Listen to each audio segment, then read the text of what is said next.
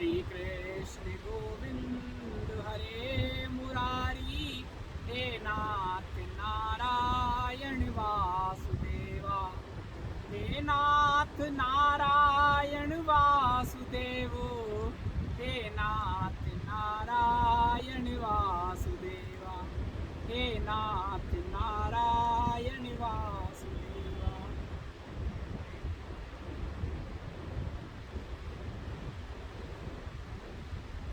हरिओम प्रभु जी।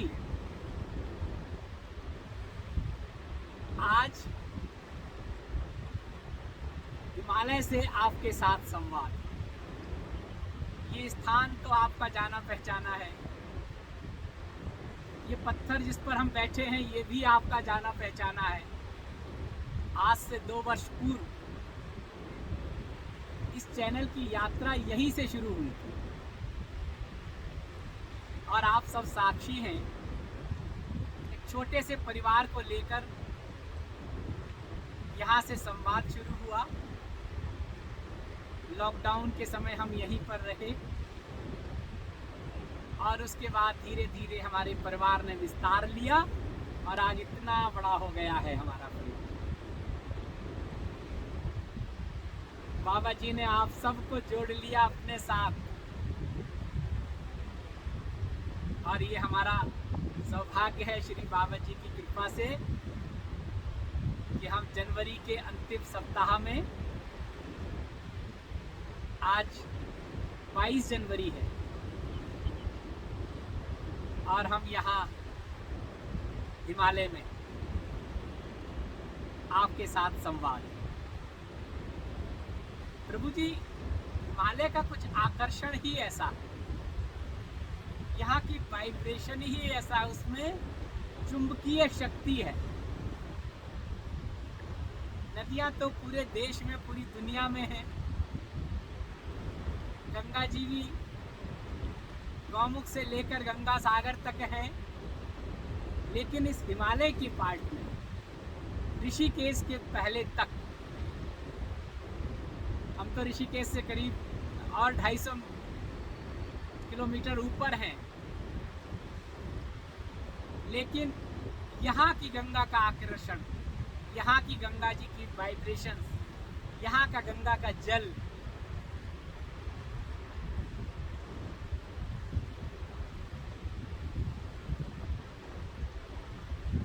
आपके शब्द नहीं है उसके आनंद के लिए या उसको बताने के लिए, उसे केवल महसूस किया जा सकता है।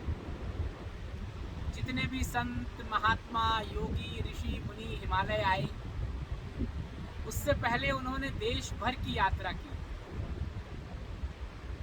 सागर से लेकर हिमालय तक भ्रमण किया।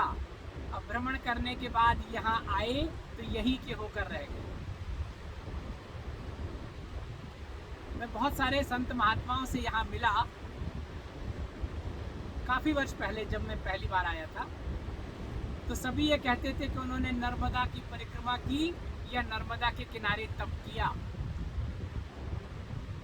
वो जूनागढ़ गए, वहाँ की पर्वत श्रृंखलाओं पर उन्होंने तप किया, जप किया, साधना की और शिखर तक पहुँचे और अनेक तीर्थों का भ्रमण करने के बाद जब हिमालय आए, उन्हें लगा बस अब यहाँ से आगे कोई रास्ता नहीं है, और यहीं आकर बैठ गए। यहीं उन्होंने तप किया, यहीं उनका शरीर शांत हो गया। और शीतकाल में तो भगवान की विशेष कृपा होगी, तभी आप यहाँ रह सकते हैं। बहुत मुश्किल है यहाँ, माइनस टेम्परेचर, और अभी हम जहाँ हैं यहाँ तो बर्फ नहीं है, थोड़ा सा आगे जाएंगे तो बर्फ, रास्ते बंद, चारों धामों के पट बंद, जाने आने का साधन भी नहीं, मुश्किल से जाते हैं, सड़क पर बर्फ है, उसका रास्ता बनाते हुए निकलते हैं। ऐसे में यहाँ रहना कितना मुश्किल है, लेकिन ऐसे में भी कुछ संत हैं जो रहते हैं गंगोत्री में, बद्रीनाथ में।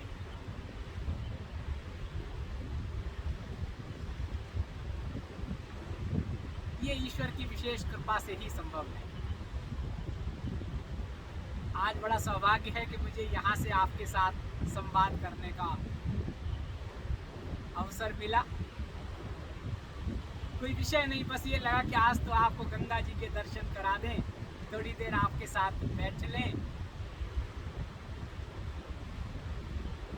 यहाँ मैं बहुत लोगों से मिला, मैंने आपको बताया था, जो विदेशों में रहे, वहीं जन्म हुआ, पले बढ़े, लेकिन हिमालय का आकर्षण उनको यहाँ ले आया।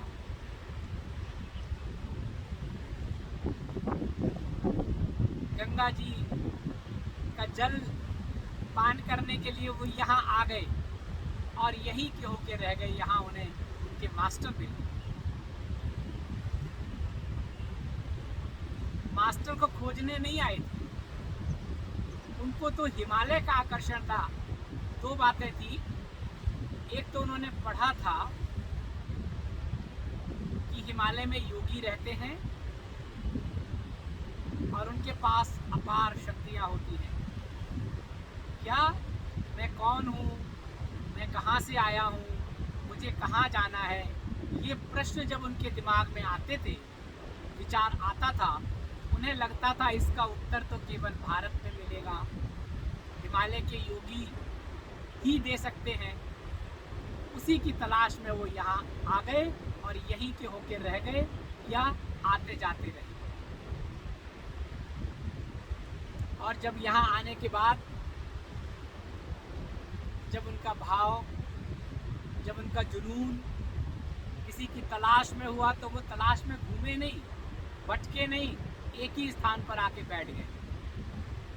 किसी आश्रम में, किसी कुटिया में कहीं आके बैठ गए और मास्टर ने उन्हें बुला लिया। या तो किसी को बनाया, भेजा, निमित्त बनाया और वो उसको ले गया, चलो तुम्हारा कोई इंतज़ार कर रहा है, या मास्टर खुद आ गए। ये है हिमालय का आकर्षण। इसलिए भागना नहीं है, पहले भी बताया। बहुत से लोगों के मेल आते हैं कि हम हिमालय में रहना चाहते हैं, पहले घर से तैयारी कीजिए, फिर आइए, कुछ समय यहाँ रहिए, यहाँ के वातावरण को देखिए, यहाँ से अपने आप को लय करने की कोशिश कीजिए उस सूक्ष्म से जो आपके चारों तरफ है। वापस जाइए, फिर मन करे फिर आइए, बार बार आवागमन करिए। और एक बार जब आपके मन और प्राण लय हो जाएंगे यहाँ के वाइब्रेशन से, तब आप जब यहाँ आएंगे तो यहाँ आपको मास्टर भी मिलेगा, यहाँ आपको आश्रय भी मिलेगा। लेकिन पहले देख लीजिए कि आपका शरीर इस लायक है कि नहीं यहाँ रहने के लायक। बहुत सी हमारी माताएं, बहुत से प्रभु आते हैं जिनका वानप्रस्थ है या रिटायर हो गए हैं, 6 महीने के लिए आते हैं। उन्होंने यहाँ छोटी सी एक जगह किराए पर ले लेते हैं, बहुत सारी मिल जाती है। और ख़ास तौर से उत्तर काशी में अगर आप आएँ, गंगोत्री में ऊपर दर्शन करने जाएं, ऊपर रहें, और उत्तर काशी के आसपास बहुत सारे गंगा के किनारे संत, महात्मा, साध्वी, साधक, तपस्वी रहते हैं। कोई कमरा किराए पर ले लेते हैं, बहुत सारी माताएं रहती हैं, अपना राशन, अपना सब कुछ इकट्ठा कर लिया, यहाँ पे रहे गंगा जी के किनारे, जप तप साधना आराधना यहीं से करते रहे, किसी पर आश्रित नहीं। और जब वही तार जुड़ जाते हैं ना, अब क्या करें, आगे बढ़ना है तो मास्टर तो आपको मिल ही जाएगा। ऐसे शुरुआत कर सकते हैं। क्योंकि मैंने बहुत संतों को, महात्माओं को, लोगों को यहाँ देखा है,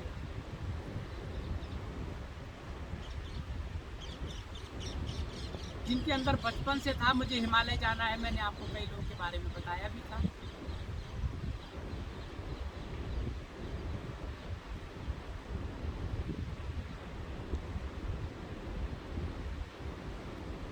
इसलिए जो लोग हिमालय आना चाहते हैं उनसे निवेदन है, पहले आइए साधक की तरह, कुछ समय के लिए घूमने आ जाइए। बहुत सारे आश्रम हैं, लॉज हैं, व्यवस्था है सब जगह।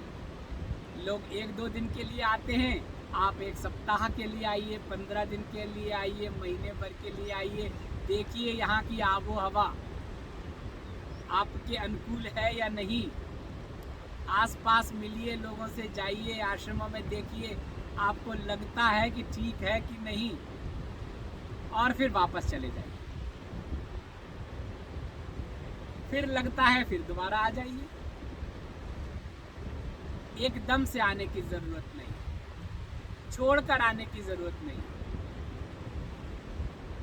वहीं से रह के हिमालय, एक बार आ गए, यात्रा कर गए, चले गए, वहीं से रह के हिमालय के दर्शन कीजिए, अनुभूतियाँ कीजिए।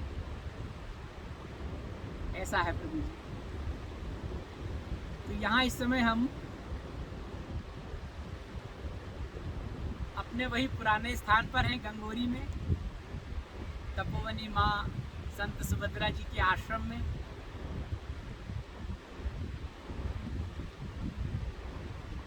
एक वर्ष हो गया ब्रह्मलीन हुए, लेकिन जब वो हरिद्वार में थी तो कहती थी शरीर तो मेरा यहाँ है,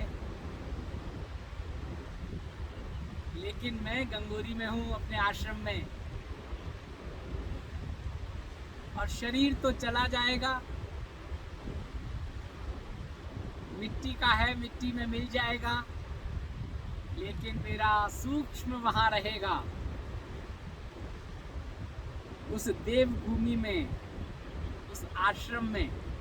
ऐसा कहते थे वो, और उनकी इच्छा थी कि उनके जो उनको भू समाधि मिले वो उनके आश्रम में मिले, जबकि वो तो हरिद्वार में रहते थे, 4 वर्ष से हरिद्वार में थे। लेकिन वो यहाँ आए, उनको यहीं भू समाधि दी, आपको पता है। और अभी उसी तिथि पर 1 वर्ष के बाद यहाँ पर उनका समाधि स्थल है। आराधना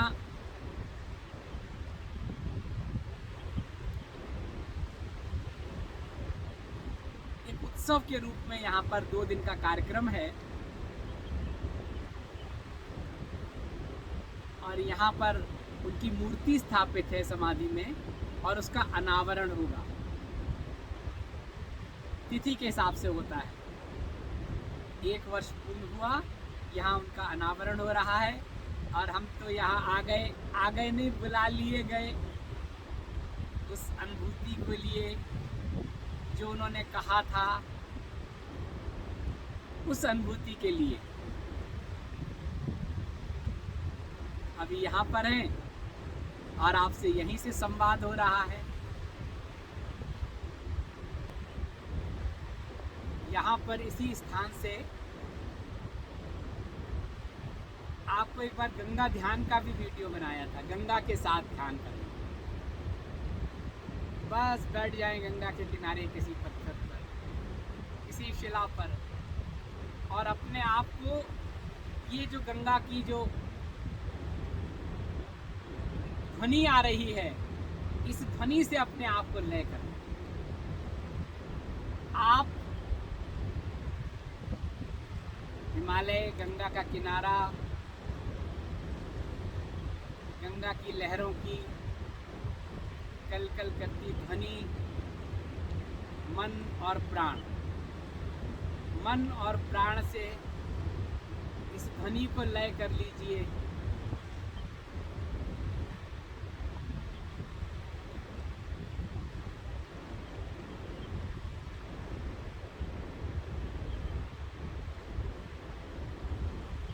मन कहीं भागेगा नहीं, क्योंकि मन को ये शोर सुनाई दे रहा है, ये नाद सुनाई दे रहा है।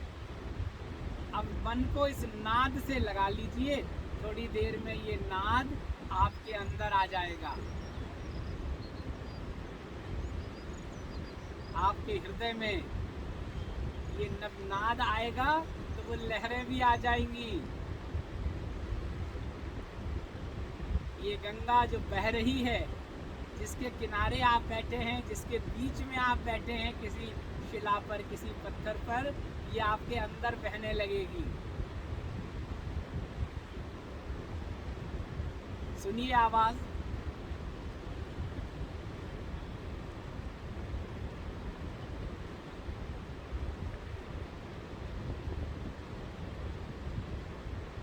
श्वास को अपने अंदर उतार लीजिए। ये नाद जो बराबर में है, अभी वो आपके हृदय में आ गया।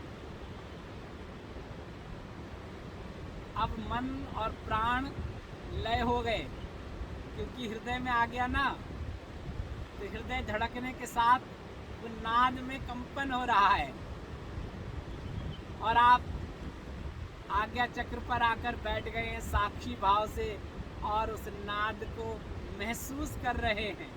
पहले सुन रहे थे तो आपके कान सुन रहे थे, अब वो हृदय में आ गया है, आप उसको महसूस कर रहे हैं।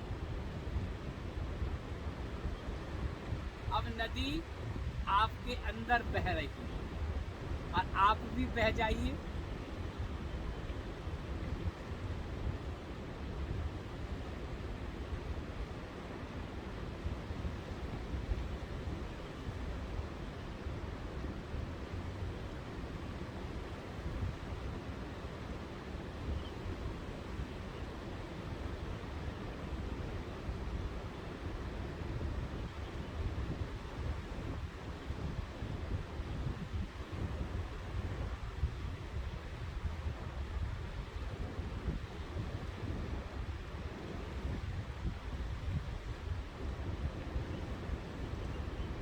जो यहाँ कर सकते हैं वो घर में भी कर सकते हैं। आप कभी आए हिमालय, गंगा के किनारे तो आप आए होंगे, नदियों के किनारे तो आप आए होंगे, सागर के किनारे तो आप गए होंगे। उस भाव को अपने घर ले आइए, अपने अंदर बैठ जाइए।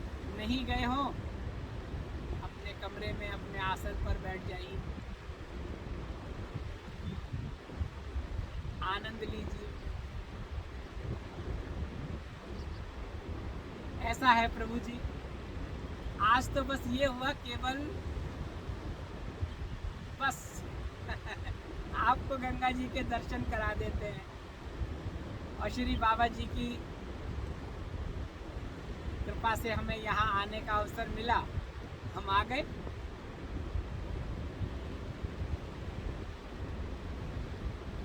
और यहाँ पर कुछ बातें करेंगे आपसे। आप लोगों के बहुत प्रश्न जो आते हैं यहीं पर उस पर चर्चा कर लिया करेंगे।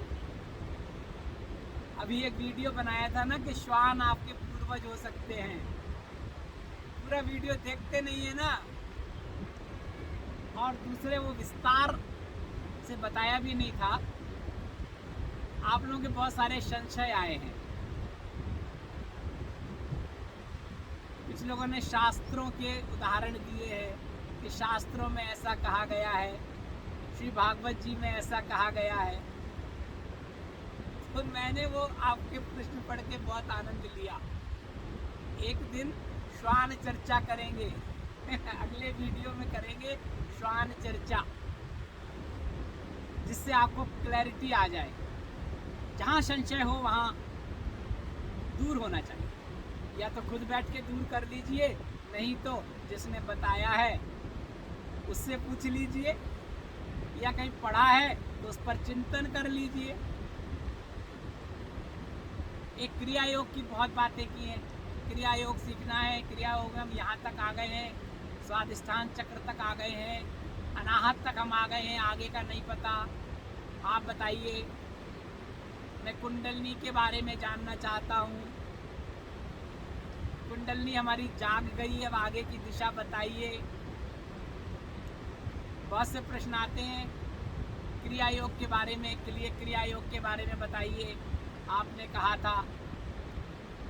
और बहुत लोग तो ऐसे हमारे परिवार में साधक हैं जो क्रिया योग के बहुत आगे तक पहुंच गए हैं। अब वो पूछ रहे हैं व्हाट नेक्स्ट। प्रभु जी, जो आपको अच्छा लगा है करते रहिए, व्हाट नेक्स्ट तो आपके अंदर से आ जाएगा।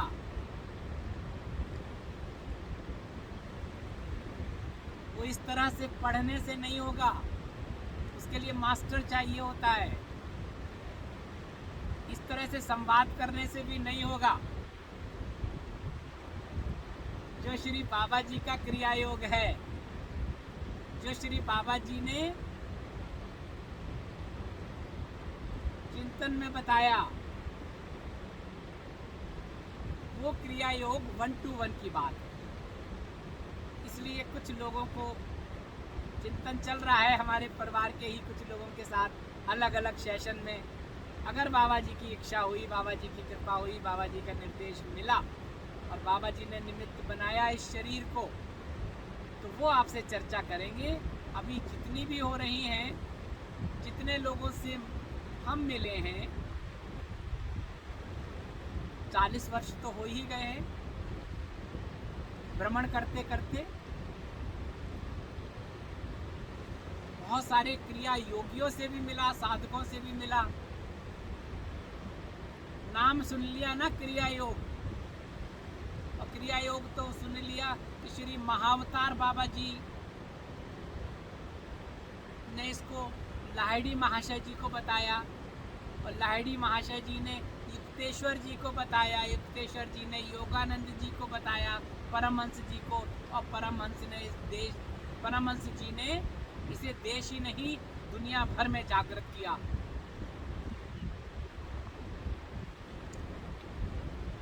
और भी बहुत सारे आश्रमों में अलग अलग विधियां हैं खुद को जानने की,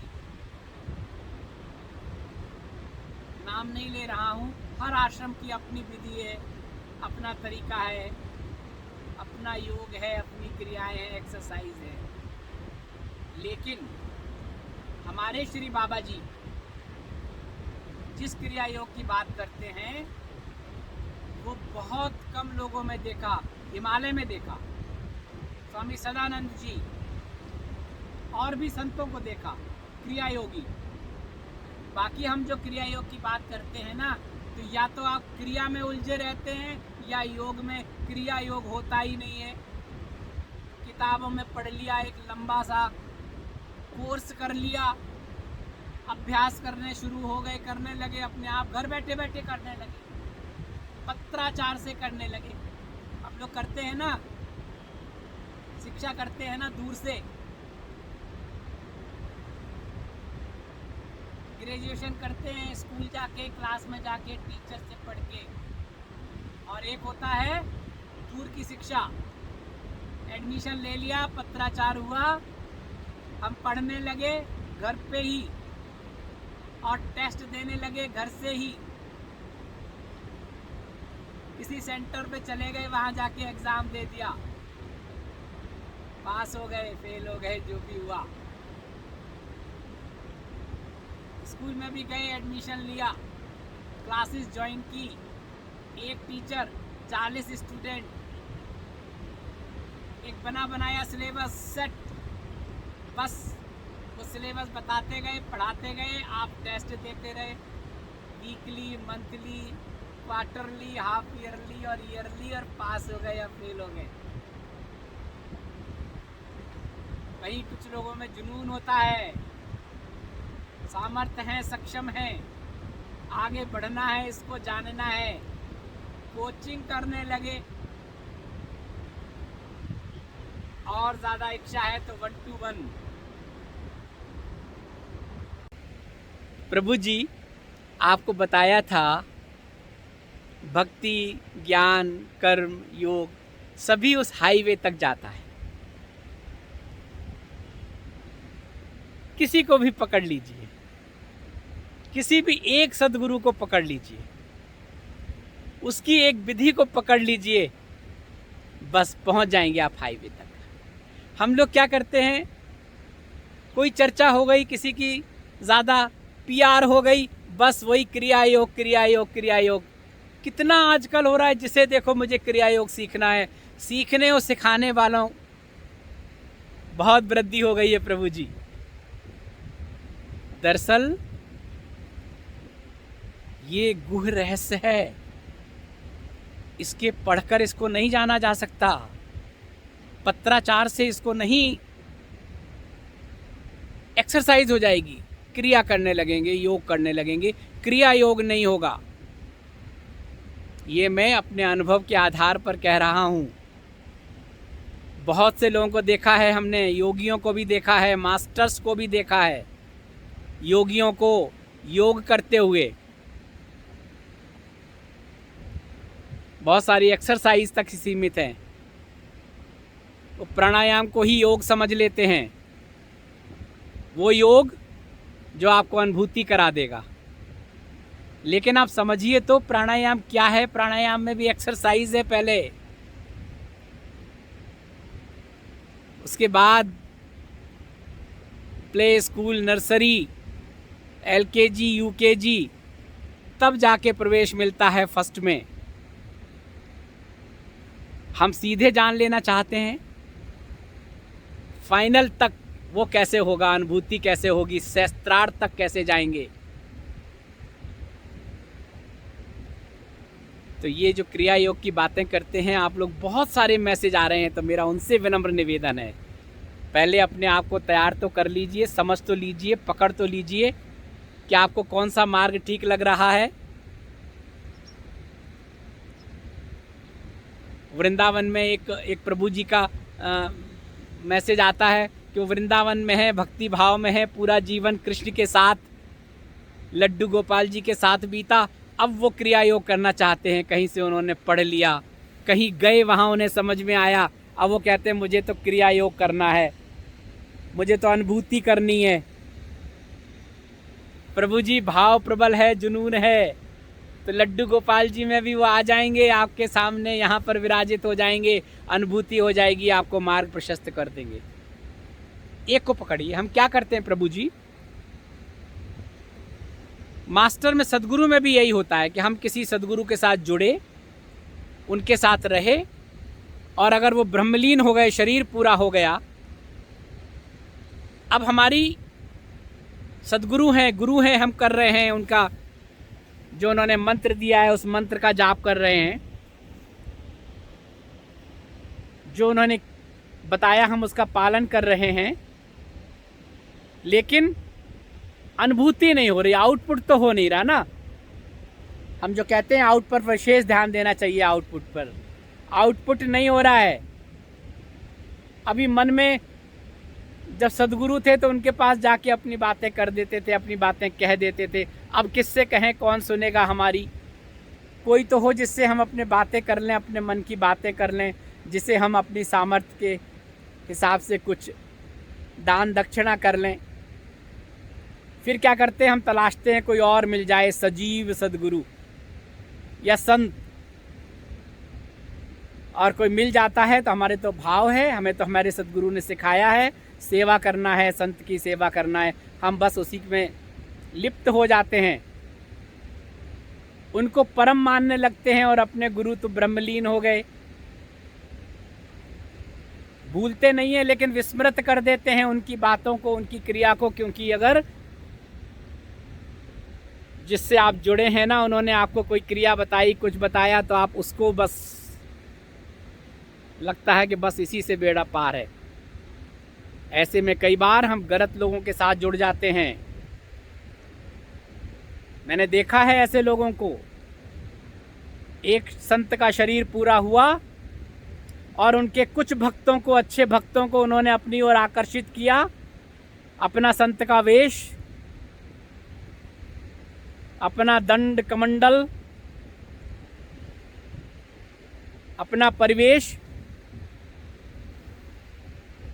और बस कहा हम तो हैं, चिंता क्यों करते हो, तुम्हारी सांसारिक जो भी हैं वो आपदाएं या जो भी सांसारिक तुम्हारे मनोरथ है उसके पूर्ण करने के लिए हम तो हैं, आओ हमारे पास। हम चले जाते हैं क्योंकि हमारे गुरु ने सिखाया है संत की सेवा करना चाहिए। अब चलो एक और संत मिल गया, बस इनको पकड़ लेते हैं। प्रभु जी जो पहले मिला है वो भी धीरे धीरे क्षय होने लगता है, आपको पता ही नहीं चलता। सब में ईश्वर देखिए, सब में अपने सदगुरु को देखिए, उनमें उन्हीं के दर्शन कीजिए, लेकिन जो प्रक्रिया उन्होंने बताई है उसको पकड़े रहिए, जो माला उन्होंने बताई है उसे करते रहिए, जो नाम जप बताया है उसे करते रहिए, उन्होंने जो सेवा कहा बस सेवा कीजिए और आ जाइए। उनको बिठाइए नहीं कि यहाँ सदगुरु हैं अब आपने उनको बिठा लिया। आपने जो अभी तक कमाई है वो क्षय हो रही है, आपको पता ही नहीं चल रहा है। फिर आप ABCD से शुरू हो गए, किसी ने आई सुनाया सिखाया, दूसरे ने कहा हम ABCD सिखाते हैं, अब आप अंग्रेजी सीखो। चीज़ वही है, आपने अंग्रेजी सीखनी शुरू कर दी क्योंकि अंग्रेजी पढ़ाने वाले बहुत हैं। इन सब में ना पढ़ें प्रभु जी, बस एक सद्गुरु, उनका शिक्षा, उनका रास्ता, उनका मंत्र, जप तप, उसी में रहिए। बाकी जो भी सद्गुरु मिले, संत मिले, बस।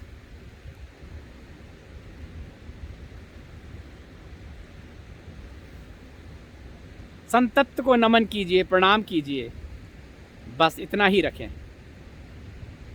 और ये नई नई जो विधियां आती है ना, क्रिया योग, हर तरह के लोग वृंदावन में भक्ति में कर रहे हैं, क्रिया योग सीखना है अब, और में है क्रिया योग।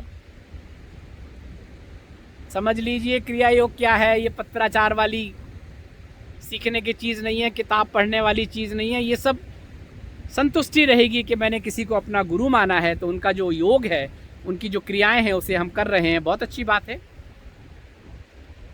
जो श्री योगानंद जी, परमहंस जी के शिष्य हैं, अद्भुत।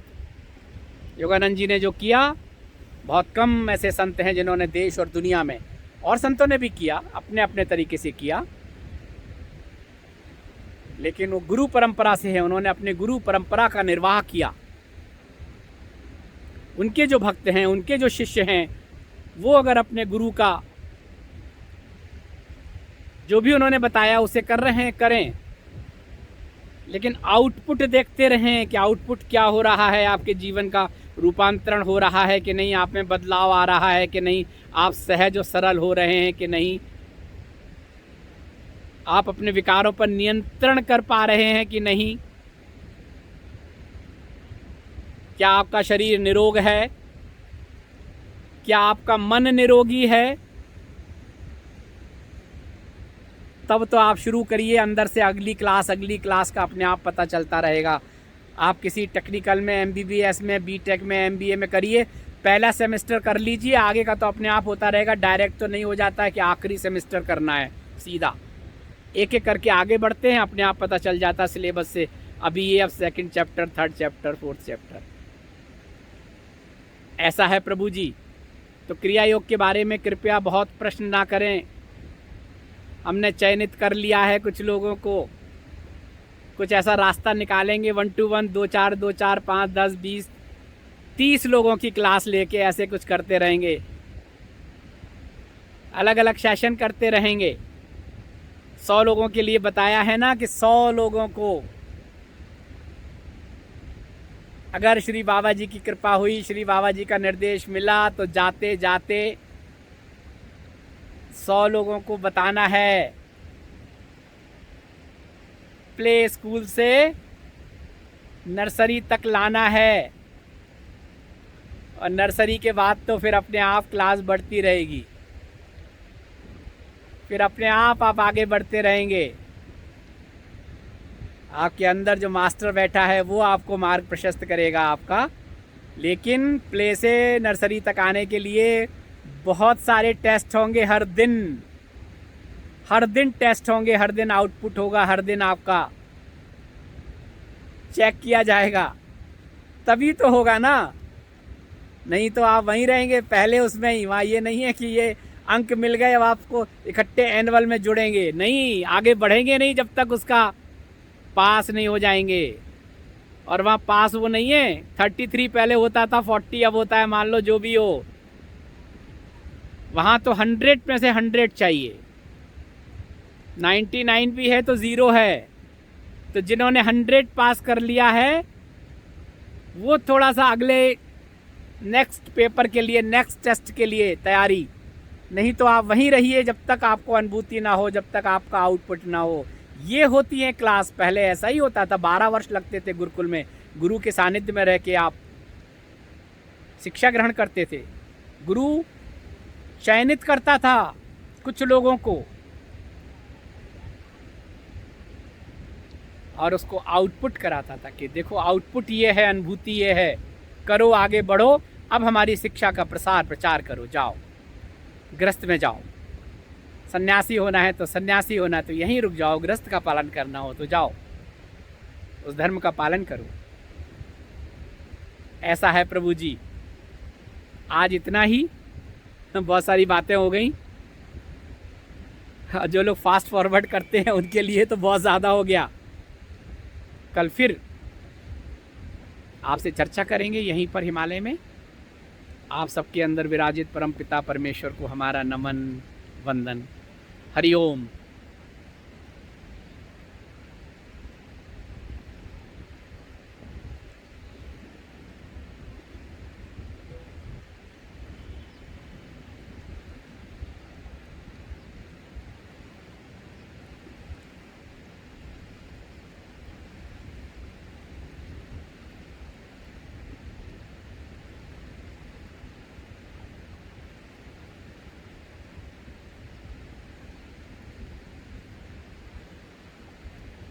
हरिओम प्रभु जी।